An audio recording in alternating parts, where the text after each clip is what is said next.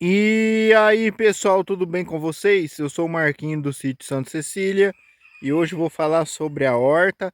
Vou contar alguns segredos aqui simples para você ter uma horta produtiva e conseguir produzir verdura o ano inteiro.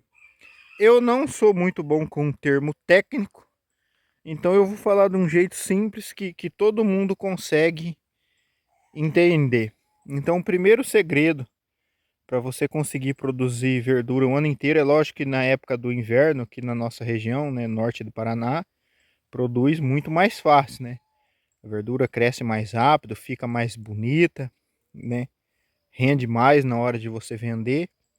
E no verão, por causa do excesso de calor, né, muito sol, ela tem um pouco mais de dificuldade para produzir. Mas, do jeito que eu vou falar, você consegue produzir o ano inteiro. Então, o primeiro segredo é o sombrite. A gente usa esse sombrite aqui, ele quebra 50% do sol. Então, o calor, né, a incidência de sol não vai ser tão grande. E sem contar que a chuva, né, a chuva passa por ele, mas ele quebra a força da chuva. Então, não chega a machucar a verdura, a sujar ela de respingo, né? Funciona bem. Então, protege do sol, ajuda você aí a colher o ano inteiro, né? Sem essa cobertura que a gente não conseguiria produzir o ano inteiro, não conseguiria produzir no verão. E como que foi feito? A gente usou madeira reutilizada, né? Já tinha sido usada uma vez, a gente ganhou a maior parte, não comprou barato a maior parte desses palanques. O sombrite foi comprado pela internet e fez essa montagem aí simples que deu resultado. Então conseguiu produzir o ano inteiro. O outro detalhe é o seguinte, em relação à sombra, sombra de árvore, daí já não é bom, porque daí vai abafar muito. Esse espaço aqui, ó, da outra vez que a gente plantou alface, não foi tão bem, né? Aí agora a gente fez uma poda nas árvores ali de fora. Essa aqui que é daquela figueira a gente cortou. Esse ipê foi podado, o pé de limão foi podado. Lá também foi podado, tudo para correr mais ar.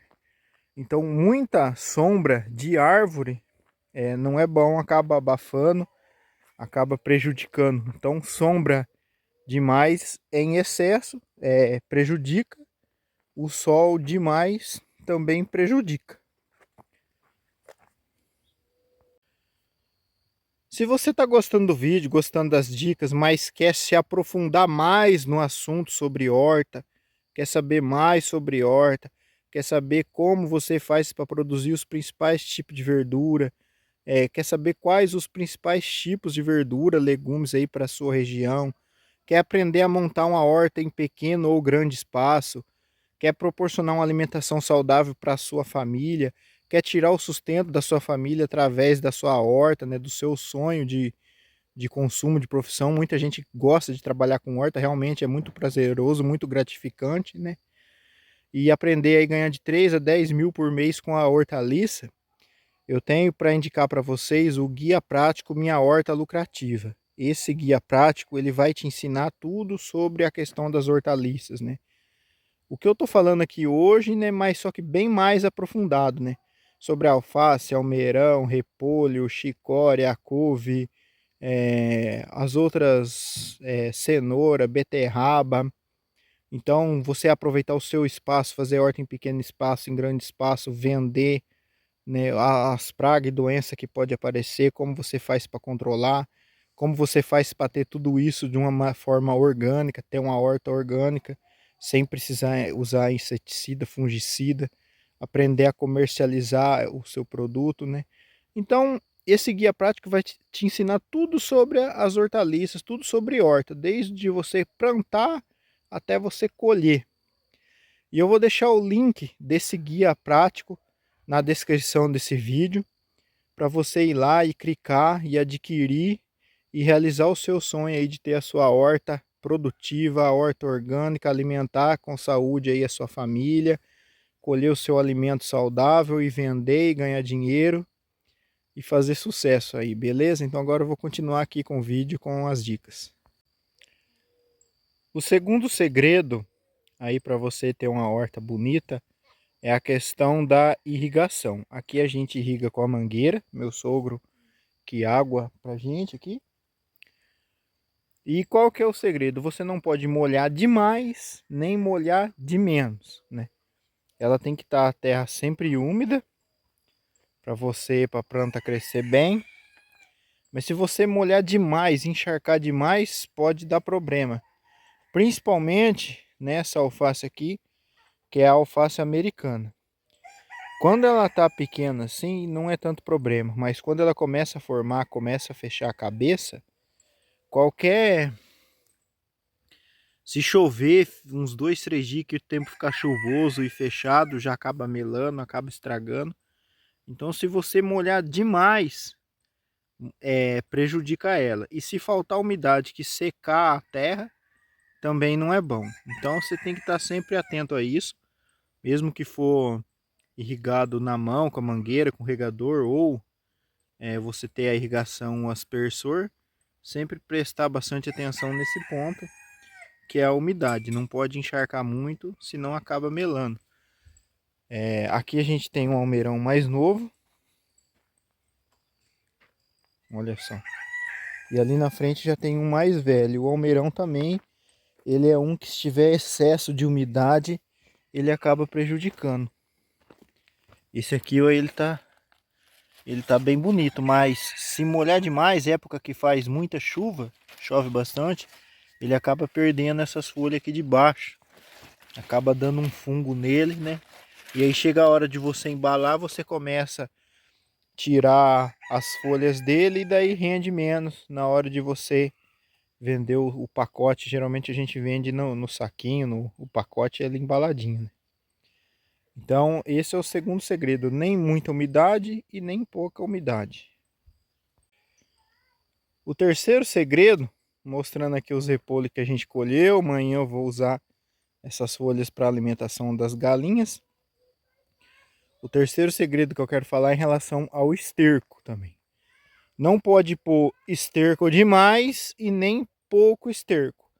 Se faltar esterco, a terra ficar muito vermelha, muito lavada, a verdura, o que você plantar, não vai desenvolver direito.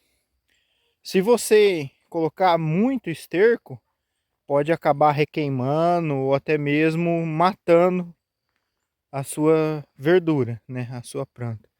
Aqui, ó, um exemplo que a gente tem aqui são esses pés de couve, né? Eu coloquei esterco ali no pé dele, de um jeito simples. Às vezes o melhor fosse até incorporar na terra, mas eu coloquei por cima e ele estava bem verde clarinho, quase amarelo, né? Agora ele já está mais escuro, ó. Já deu uma reagida. Então sempre importante essa questão. A cebolinha, aqui é um canteiro que eu replantei há pouco tempo. E eu assistindo vídeo de outras pessoas que fazem conteúdo sobre horta, eu aprendi uma coisa. Se a gente for pôr esterco na cebolinha, um pouquinho de esterco de galinha, depois que ela já está plantada assim, em vez de você colocar por cima, que pode trazer fungo na terra, né? Não fazer desse jeito. Você vai pegar e você vai abrir um risquinho aqui assim, ó, e vai colocar aqui dentro o esterco e vai enterrar. Aí vai na raiz, né? Você pode fazer assim também com o adubo. Eu tô para fazer isso com o adubo.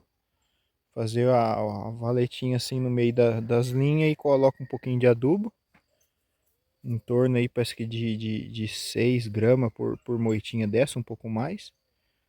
E aí, eu falo as coisas por peso, mas eu faço muito no olho, né? Então você pega, faz a valetinha e, como diz assim, semeia assim, né? Esparrama uma fitinha assim, você vê que caiu o adubo lá, você já cobre. Né? Como se fosse colocar uma pitada de tempero na comida. Não pode ser muito, mas também não pode ser pouco, né? Tudo isso a gente vai aprendendo conforme a gente vai fazendo e vai vendo o resultado. E como eu falei, eu não sou muito de falar termo técnico, às vezes eu acabo me confundindo, então eu falo de acordo com aquela experiência que a gente tem aqui, né? Em relação ao esterco, a gente sempre usava esterco de vaca. E aí a gente agora não tem mais vaca, agora eu estou usando o esterco das galinhas que vem das baias. Né? Quando eu colocava o esterco de vaca, tipo assim, uma medida que nem essa daqui, ó. Cada pé desse tem em torno de 50 centímetros um do outro, né? Então, ó, 50 centímetros, 1 metro, 1,5 metro e 2 metros. Uma distância dessa, eu colocava uma carriola de esterco de vaca, misturava na terra, né? E aí plantava. Ficava bom e às vezes dava para você plantar mais uma vez sem precisar pôr mais esterco. Agora que a gente está usando o esterco de frango, de frango não, das galinhas ornamentais, é uma coisa que eu achei interessante é que às vezes a cama ali que você mistura, ela demora um pouco mais para se decompor e acaba que aí o esterco acaba durando mais tempo na terra. Então, e você pode pôr menos, né? Em vez de você pôr uma carrinhola nessa distância que eu falei, você pode colocar meia carriola só que já vai ficar bom. Olha lá, esse canteiro já foi plantado uma vez, eu bati ele outra vez e tem bastante esterco ainda. Talvez dá para fazer um terceiro plantio nele sem pôr mais esterco. E geralmente quando eu começo a perceber que está ficando uma terra muito compactada, eu trago um pouco de terra, terra de barranco, uma terra que tenha bastante matéria orgânica também, para o canteiro ficar mais fofo. Aqui esses tempos atrás eu trouxe, ó, ficou um canteiro maior. Só lembrando que aqui a gente faz tudo na enxada, né? A gente não tem aquela tobata, que é a maquininha que bate o canteiro. Então tudo na enxada. E mais um segredo importante para o canteiro ficar com a terrinha assim, ó. Eu não gosto de cavucar com a enxada. Eu pego e eu raspo com a enxada, puxo a terra tudo para um lado, depois raspo para o outro lado, puxo tudo para o outro. Aí dou meio uma centralizada nela e quebro a leirinha com a enxada e depois eu acerto até ficar do jeito que eu quero. E daí não fica muito terrão. Se você for querer cavucar para soltar a terra, vai ficar muito terrão. Em relação ao esterco de galinha, não tem ficado muito forte, né? Porque não tem acontecido de requeimar a planta. E não tem prejudicado nada porque não tem ficado sujeira nem nada nas verduras. E eu percebo que a terra está saudável quando tem muita minhoca. Então, geralmente, conforme você vai virando o canteiro, sai aquele monte de minhoca. Então é um sinal que tem vida no solo, né? Então aí a gente consegue perceber por essa questão que está tudo indo certo. Outra questão importante relacionada ao sucesso também da horta é a questão da chuva, né? Como eu falei, que o excesso de umidade pode prejudicar, né? Aqui como é São Brite, caso fazer muitos dias de chuva, acaba prejudicando a verdura, principalmente o alface. Aquele canteiro ali fez uns 15 dias de chuva e a gente acabou tendo que cortar o pezinho, estava bem feinho, comprido. Ele forma tipo uma canela e cresce para cima, em vez dele crescer para o lado e formar e ficar aquele pezão cheio, né? E aí se você for uma estufa, né? Aí já é melhor. Porque daí não tem risco de chover demais dele encharcar lá dentro. Agora aqui serve para a questão da sombra, mas não tem o total controle da umidade. Então se chover, fazer chuvarada vai prejudicar. Só que com esse clima que a gente tem hoje, né, tá difícil de fazer chuvarada. Aqui fez no início do ano foi bem chuvoso, mas agora já está até faltando chuva. Outro detalhe importante é a questão das mudas. A gente já compra as mudinhas feitas na bandeja e só depois é só plantar no canteiro. E tem a vantagem de que daí a planta vai desenvolver muito mais rápido. Porque se você fizer a muda na sementeira, igual a gente fazia no canteiro, direto na terra para depois tirar, demora mais para crescer. E aí eu observei a questão do seguinte: o tempo de colheita da alface e do almeirão é em torno de 50 a 60 dias. Só que se você esperar todo esse tempo para colher, pode acontecer de vier um problema, uma chuva forte, alguma coisa assim, e você perder a alface, perder o almeirão. Então meu pai começa a colher em torno de 35 dias. Né? Antes eu não gostava disso porque eu achava que daí estava perdendo, né? Porque se você fosse colher com 35 dias, em vez de ir 2 pés para dar um pacote, ia 3, às vezes 4.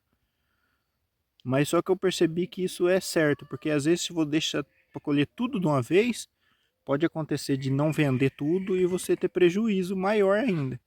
Então, como a gente faz feira, né? Vende aí 3 vezes por semana, então já com 30, 35 dias já começa a colher, né? E aí não precisa ser um espaçamento tão longo, né? Às vezes você plantar 25 por 25, né? De distância um do outro. Às vezes tem gente que planta 30 por 30, então não precisa. Aqui eu tô tentando plantar 20 por 20, porque daí como não chega a colher tudo no tamanho grande, tem dado certo, e daí você aproveita mais o espaço. E aí a gente paga R$ 25 na bandejinha de mudas, que está sendo o principal custo no momento. E aí consegue fazer, né? Vem 200 mudinhas, fazer em torno aí de 80 pacotes. E aí vende a 3, dá em torno aí de 3 vezes 8, 24, R$ 240 na bandeja que você pagou 25. Então é um bom negócio, principalmente para o pequeno produtor. Então, pessoal, esse foi o vídeo de hoje. Espero que tenham gostado. Fiquem todos com Deus e até o próximo vídeo, se Deus quiser.